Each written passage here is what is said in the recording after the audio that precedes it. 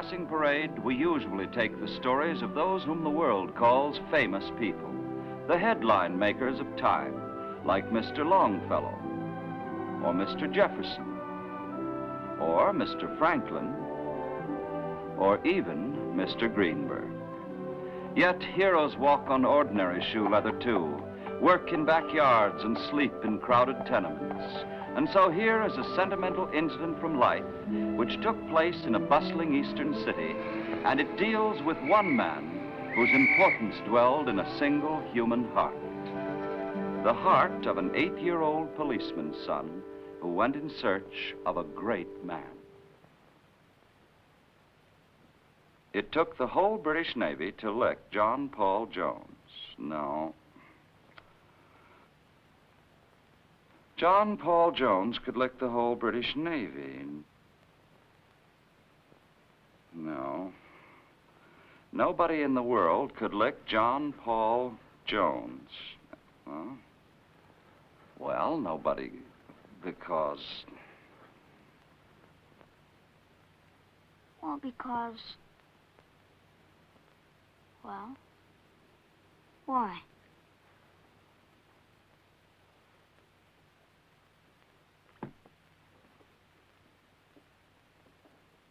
What's the matter? Don't you like great men of the 18th century? I gotta find someone important. A really great man. For the contest. I see. The contest. Haven't you heard of the contest? It's the sports show. They're giving a brand new fielder's mitt for the best essay on an important person. So naturally, you'd like to win it. Wish I knew someone really important. Somebody important. Do you really think these important people are very far away? Names. Names in newspapers, names in books, names in dust engraved on the statues in the park. No, not all important people are so remembered and so known. No? They're all around you, child, if you know where to look for them.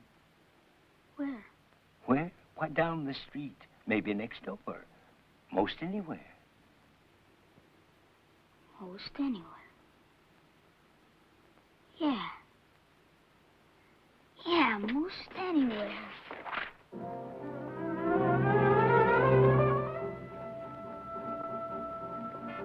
They're all around you, if you know where to look. Father Varela. Mom says he's a mighty important man. Yes, but why just down the street? Maybe next door. Mr. Ransom, the banker. He's got 3 big automobiles. That's pretty important. But, gee, they should have their pictures in the papers at least. Not like Mr. Ransom's chauffeur over there. Or maybe they should be the kind that other people talk about. They talk about Sylvia Simons, I guess. But I'm not supposed to know what they mean. Guess our neighborhood just got skipped when they passed out the big shots. Hey, Billy! Hey, we've been looking all over for you. We got a game to play. Come on! Go!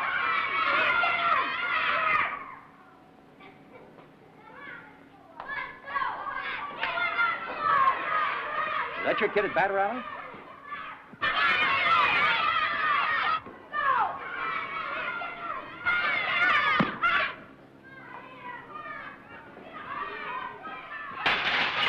Uh-oh, Mrs. Flaherty's window.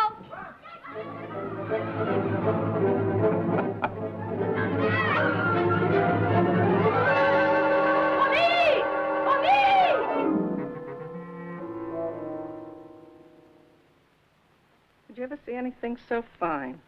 Well, maybe once or twice. Oh, no, you don't.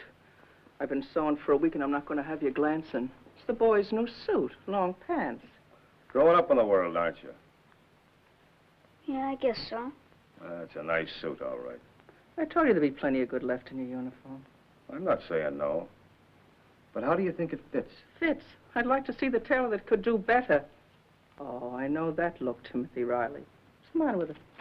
Nothing. Only I was just thinking that some lads might find it a bit big, like the ones I saw today, broke a window. Oh, there's nothing terrible in that, mind you. But the trouble was that every man jack of them ran away. You know, it's a funny thing. Sometimes it starts like that. Nothing more than a broken window. All my life, I've been chasing after the kind that run away. Now, someone that could fill out that coat, for instance, would have come straight back to Mrs. Flaherty and owned up. There was damages that needed paying for. May have taken a couple of weeks, but a real lad would have done it. It's a nice coat, all right, for them that could wear it. I'll try it on tomorrow, Mom.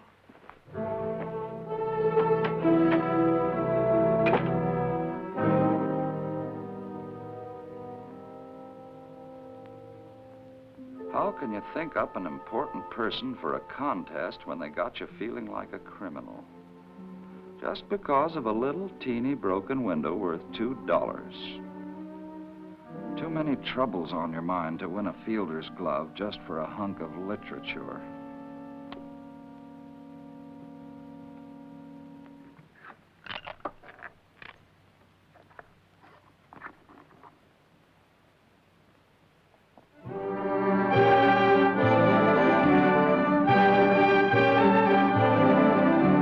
Mrs. Flaherty's old window's starting to get paid for.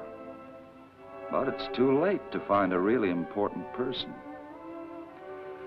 Well, guess it'll just have to be this.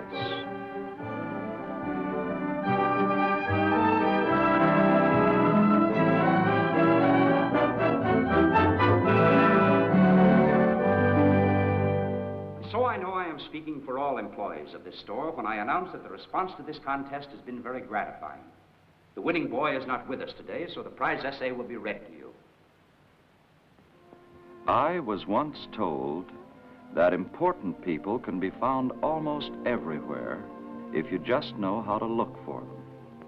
Well, if that's so, mine is right here in our neighborhood. I guess I didn't know that till I did something wrong.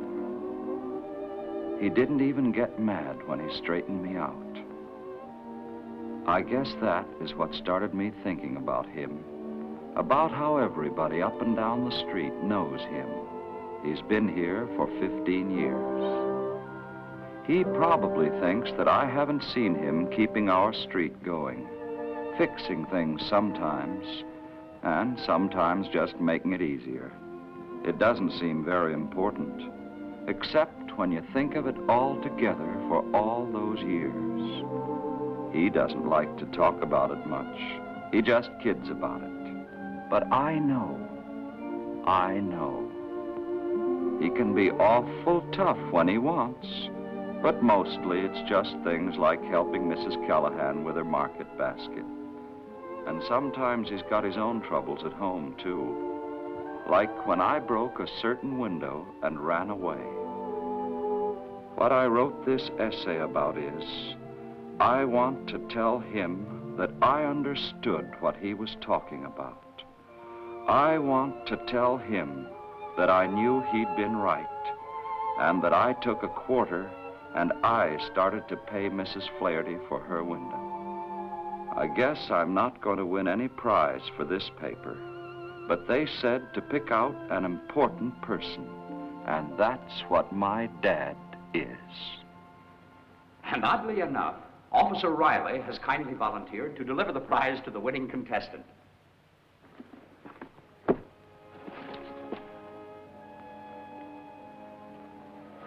Oh, boy.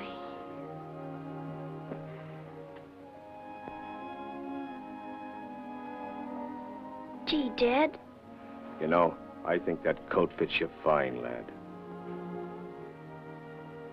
Yes, heroes walk on ordinary shoe leather, dwell in backyards, and live in crowded tenements, with the old adage still remaining that greatness lies in the eyes of those who seek it, in the passing parade.